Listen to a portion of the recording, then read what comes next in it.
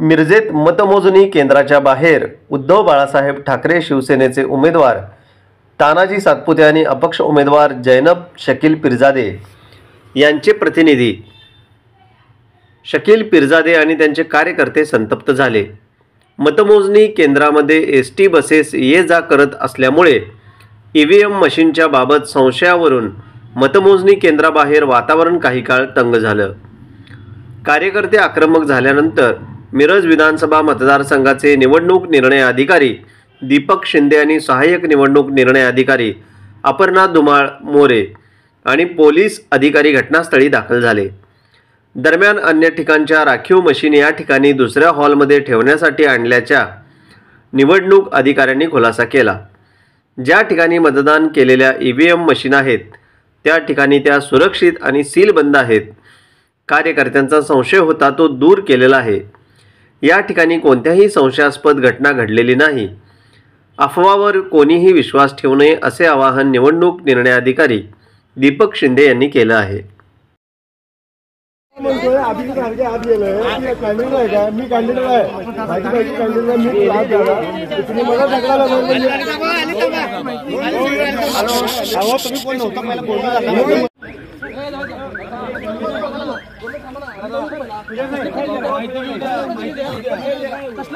उमेदवार प्रतिनिधी ते काल झालं, आज आम्ही चर्चा करू।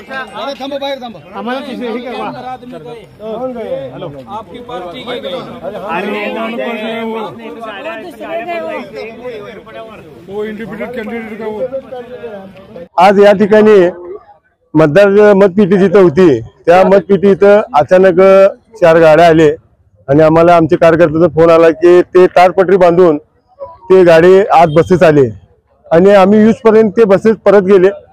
आम्ही सर्व पत्रकारांना आणि यांना कळवलो की त्यानंतर तहसीलदार मॅडम आली। तहसीलदार मॅडमनं आम्हाला सांगितलं की ही मशीन जे डेड मशीन आहेत आणि जे यूज होणार होते ते जे मतदान टायमाला जे बंद होणार जे मशीन आहेत त्यांना यूज करण्यासाठी आम्ही हे मशीन स्पेअरमध्ये ठेवलं आणि ते आता आणून ठेवलं। तर आमचं म्हणणं हे होतं की तुम्ही हे मशीन इथे ठेवण्यापेक्षा शासकीय जेवढे हे आहेत ऑफिस आहेत गोडाऊन आहेत तिथे जाऊन ठेवावं आणि ठेवायच्या अगोदर आम्हाला आमच्या प्रतिनिधींना इथं तुम्ही बोलून मग तिथं तुम्ही मशिनरी आत ठेवायला हे करायला पाहिजे होता। तर त्यांनी तसं न करता डायरेक्ट त्यांनी मशिनरी ठेवली आत आणि ते अचानक मशिनरी पण बसेस पण बाहेर गेले। आम्ही आता इथं विचारताना आम्हाला डिपार्टमेंट म्हणतोय की तुम्हाला आता इथं काय काम नाही, आम्ही इथं आहे, आम्ही आमचं बघून घेतो। म्हणजे मग आम्ही कशाला आम्ही आमचं ते जीवचं रान करून आम्ही मतदान केलंय आणि या मतदान इलेक्शनला लढवलंय। तर आमची मशीन चेंज झाली तर आमचा निकाल काय होणार आता आम्हाला साबित झालं की बीजेपी हे मशीन चेंज करून निवडून येत्या असं वाटतं की आम्ही की मशीन चेंज करून याने निवडून येणार। तर आम्हाला प्रशासनाकडे आणि अजून सरकारने त्यांना हे करायला पाहिजे की मशीनची सिस्टीम बंद करून बॅलेट पेपर आणून ह्याच्यावर इलेक्शन करावं असं आम्हाला वाटतं। आम्ही निवडणूक प्रतिनिधी आहे म्हणून म्हणतात तुमचा म्हणजे आजचा विषय संपला ते कालचा दिवस एक दिवस असते। आम्हाला तर माहित नाही की जेव्हापर्यंत निकाल लागत नाही निवडणूक प्रतिनिधी उमेदवार बरोबर त्याच्यानंतर उमेदवारचा संपूर्ण कार्यक्रम प्रतिनिधी बघत असते। पण डिपार्टमेंटचे लोक म्हणतात ते तुमचं काम नाही। आता एखादा नगरसेवक माजी नगरसेवक होते त्यांनी ते मशीन बघायला गेले आणि प्रतिनिधी आम्हाला बाहेर उभा गेलेत आणि ते नगरसेवक आज जाऊन बघून येणार असं ते आजचा प्रकार घडलाय। मी तानाजी सातपुते मिरज विधानसभा 281 चा अधिकृत उमेदवार। इथं मिरज मध्ये जे काय गोडाऊन आहेत त्या गोडाऊन मध्ये मशीन्स काल सगळ्या सील करून ठेवल्या होत्या, पण आता काही थोड्या वेळापूर्वी तिथं बसेस आले आत आहेत आणि काय तर आम्हाला सांगितलं इथं लाईट गेली 10 मिनिटं आणि ज्या 10 मिनिटाच्या लाईटीमध्ये त्यावेळेस इथं काय झालं माहित नाही, पण मशीन्स बाहेरून इथं शिफ्टिंगसाठी आणल्यात ते असं आम्हाला आता माहिती पडलं। पण माझी एक विनंती आहे, आता उद्याच्याला परवा दिवशी व्होट काउंटिंग आहे तर जे काही संशयास्पद गोष्टी आहेत त्यांना हेच गोडाऊन आहे का?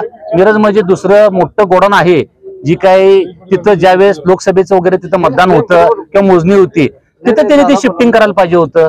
जे काही मशीन्स आहेत त्या इथंच कशाला आणायच्या त्या मशीन्स? कारण त्यांनी 2 दिवसांनी पण आणू शकत होत्या किंवा 2 दिवस आधी पण आणू शकत होत्या, आजच का? कारण इथं जे आम्ही आयुष्यातलं जे काही कष्टाने त्यांनी कमवलेलं आहे, जे मतदारांनी मिरज मतदारसंघातल्या सर्व माता बहिणी बंधूंनी जे आमचं मतदान इथं सील मध्ये करून आम्हाला ठेवलंय त्या तिथं जी काय मशीन्स आल्या ते आम्हाला संशयास्पद वाटतंय।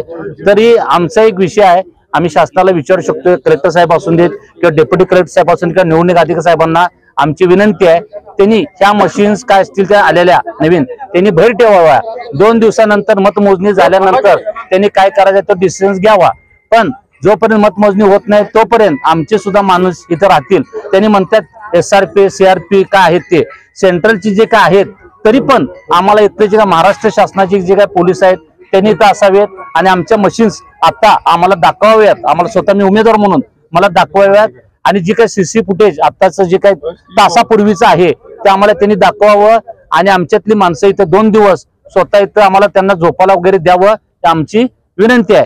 कारण असं जर होत असेल तर लोकशाहीला हे कायमात असणारी गोष्ट आहे. आम्ही एवढं कष्ट करून जीवाचं रान करून आम्ही मतदारांकडून अक्षरशः विनंती करून आम्ही त्यांचे मत आमच्या झोळीत घेतोय आणि हे झोळीतलं मत जर असं होत असेल तर आमच्यावर अन्याय होईल. आम्ही हात जोडून विनंती करतोय, आमचं जे काय आहे ते आमचं आम्हाला राहावं. त्यासाठी आम्ही आज इथं आम्ही सगळं होऊन दे, आम्हाला शांततेत आम्हाला सर्व करायचं आहे हे आम्हाला विनंती आहे. तरी महाराष्ट्र शासनाने आम्हाला आमच्यावर दखल घ्यावी ही नम्र. मिरज विधानसभा मतदारसंघाचं स्ट्रॉंग रूम या ठिकाणी वैरण बाजार या ठिकाणी करण्यात आलेला आहे.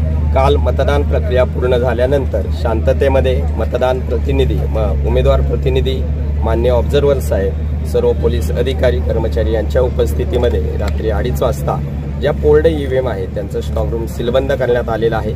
सदरचं सीलबंद असलेल्या EVM बद्दल काही उमेदवारांनी शंका निर्माण केली असल्यामुळं या ठिकाणी सर्व उमेदवारांची सर्व स्ट्रॉंग रूम सुव्यवस्थित असल्याबद्दल खातरजमा करून देण्यात आलेली आहे. त्या सर्व व्यवस्थित असलेले स्ट्रॉंग रूम त्यांनी पाहिलेले आहेत. त्यांच्या मनामध्ये निर्माण जी झालेली शंका होती ती देखील दूर करण्यात आलेली आहे. आयोगाच्या सूचनांचं पालन करून या ठिकाणी स्ट्रॉंग रूमच्या ज्या EVMs आहेत त्या पुन्हा फक्त मतमोजणीच्या दिवशी सकाळी उमेदवार प्रतिनिधींच्या उपस्थितीतच खोलल्या जातील आणि त्याच्याबद्दल कुणीही शंका घेण्याचं काही कारण नाही. याच्यामध्ये मी निवडणूक निर्णय अधिकारी म्हणून सर्व उमेदवारांना हे आता आश्वस्त झालेलं आहे. त्यांची खात्री झाल्यामुळं ते या ठिकाणाहून आता जो थोडा मॉब गोळा झाला होता तो या ठिकाणाहून गेलेला आहे. सर्व मतदान झालेल्या EVM मशीन्स आहेत त्या EVMच्या स्ट्रॉंग रूममध्ये या ठिकाणी सीलबंद करून ठेवण्यात आलेले आहे. त्या संदर्भामध्ये सर्व पोलीस बंदोबस्त या ठिकाणी नियमाप्रमाणे आहेत. मान्य जिल्हाधिकारी साहेब, ऑब्झर्व्हर साहेब, SP साहेब हे देखील त्या ठिकाणी सर्व याच्यावरती देखरेख ठेवून आहेत. त्यामुळे सर्व नागरिकांना माझी विनंती आहे या संदर्भामध्ये कोणत्याही अफवांवरती आपण विश्वास करू नये. 281 मिरज विधानसभा मतदारसंघासाठी स्ट्रॉंग रूम काल तुमच्या ज्या मशीन्स मतदान झाल्यानंतरच्या त्या सगळ्या मशीन्स आपण त्या स्ट्रॉंग रूम मध्ये संबंधित मतदार उमेदवार जे आहेत उमेदवार आणि त्यांचे प्रतिनिधी त्यांच्या समक्ष ऑब्झर्व्हरांच्या समोर काल रात्री आपण पहाटे आज सीलबंद करून जो आपलं CAPF जे आहे संपूर्ण जवान त्यांच्या ताब्यामध्ये ते आपण स्ट्रॉंग रूम दिलेली आहे. त्यामध्ये आपल्या मतदान केंद्र निहाय ज्या काही मशीन्स वापरलेल्या आहेत तर EVM कमिशनिंग करत असताना सुद्धा तुम्हाला त्या मशीन्सची यादी दिलेली आहे. त्याचबरोबर जर काल मॉकपोल दरम्यान जर काही ठिकाणी मशीन्स बंद पडलेले असतील आणि नंतर सकाळी 7 पासून संध्याकाळी 6 पर्यंत मतदान संपेपर्यंत मशीन जर बंद पडलेली असेल तर ती सुद्धा मशीन बदल झालेला त्या मतदान केंद्रावर मतदान प्रतिनिधींना त्या मशीनचा नंबर दिलाय. आज सकाळी मान्य निवडणूक निरीक्षकांच्या समोर जी छाननी झाली मतदानानंतरची तर त्याच्यामध्ये सुद्धा संबंधित उमेदवार आणि त्यांचे प्रतिनिधी त्या ठिकाणी हजर होते. त्यांना देखील आपण ज्या काही मशीन्स बदलण्यात आलेल्या आहेत त्या मशीनची माहिती आम्ही सर्व उमेदवारांच्या प्रतिनिधींना दिलेली आहे. आपण त्याबद्दल उमेदवार किंवा त्यांच्या प्रतिनिधींना याची खात्री करू शकता. आता आत्ताच्या ज्या काही मशीन्स येत आहेत त्याच्याबद्दलचं तुम्हाला सांगायचं आहे की ज्या मशीन्स आपण प्रत्यक्ष मतदान केंद्रावर मतदानासाठी वापरतो त्या पोल्ड EVM आहेत. त्या आपल्या ऍक्च्युली मतमोजणीसाठी येणार आहे. पण त्या व्यतिरिक्त ज्यावेळेला मतदान केंद्रावर एखादी मशीन बंद पडली तर त्यावेळेला अतिरिक्त आम्ही राखीव मशीन्स तयार करत असतो. 10% 20% ज्या ज्या मतदारसंघांना आम्हाला राखीव मशीन्स आम्ही तयार करतो तर त्या मशीन सगळ्या ज्या आहेत त्या राखीव मधल्या मशीन्स आपण ह्या स्ट्रॉंग रूम मध्ये काल मतदान यंत्र येण्यापूर्वी तिथपर्यंत ठेवलेल्या असतात. नंतर त्या मशीन्स राखीव ज्या मतदान कुठल्याही केंद्रावर मतदानासाठी वापरलेल्या नाही त्या राखीव मशीन्स आहेत त्याची D कॅटेगरी म्हणतात म्हणजे राखीव केलेल्या मशीन. त्यानंतर पण तुम्ही इतर ठिकाणी वेगवेगळ्या राज्यांमध्ये वेगवेगळ्या टप्प्यांमध्ये मतदान असतं त्यावेळेला त्या संबंधित इंजिनियर मार्फत आम्ही त्या मशीन्स पुढे पाठवत असतो. तर आता त्या मशीन ज्या आहेत त्या राखीव मशीन्स आहेत. अशा सगळ्या ज्या काही मतदारसंघामधल्या राखीव मशीन्स आणि त्याचबरोबर ईव्हीएम कमिशनिंग तयार करत असताना ज्या बिघडलेल्या मशीन आहेत किंवा काल सकाळी मॉकपोलच्या वेळेला म्हणजे एकाही उमेदवाराचं त्यामध्ये मतदान झालेलं नाही अशा बिघडलेल्या मशीन्स त्या सी कॅटेगरीमध्ये येतात, म्हणजे बिघडलेली यंत्र. तर सी आणि डी कॅटेगरी कोणत्याही परिस्थितीमध्ये मतदान झालेल्या स्ट्रॉंग रूम मध्ये त्या मशीन सोबत ठेवता येते.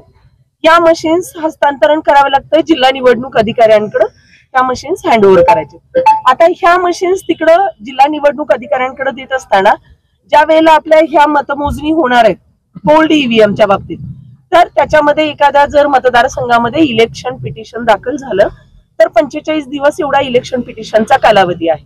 तोपर्यंत त्या मशीन्स किंवा त्याच्याबरोबरची जे कागदपत्र आहेत ते आपण व्यवस्थित त्याचं जपणूक करत असतो आणि कोर्टाच्या ऑर्डर प्रमाणे त्याच्यामध्ये पुढे जे काही निर्णय आहे ते निवडणूक निर्णय अधिकारी घेत असतात.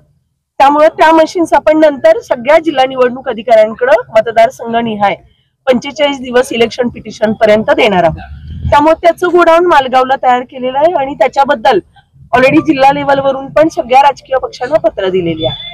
आता ह्या सी आणि डी कॅटेगरीच्या बाबतीमध्ये संबंधित निवडणूक निर्णय अधिकाऱ्यांनी आपल्या मतदारसंघामध्ये जे निवडणूक लढवणारे उमेदवार आहेत त्यांना पत्र दिलंय. आमच्या 281 मिरज विधानसभा मतदारसंघामध्ये सुद्धा 17 नोव्हेंबरला पत्र दिलंय, त्याच्या पोच सुद्धा आमच्याकडे आहेत की आम्ही सी आणि डी कॅटेगरी जिल्हा निवडणूक अधिकाऱ्यांच्या ताब्यात देत आहोत आणि त्या जिल्हा निवडणूक अधिकाऱ्यांची सी आणि डी कॅटेगरीचं स्ट्रॉंग रूम हे वैरण बाजार मधलं गोडाऊन क्रमांक 1 केलेलं आहे.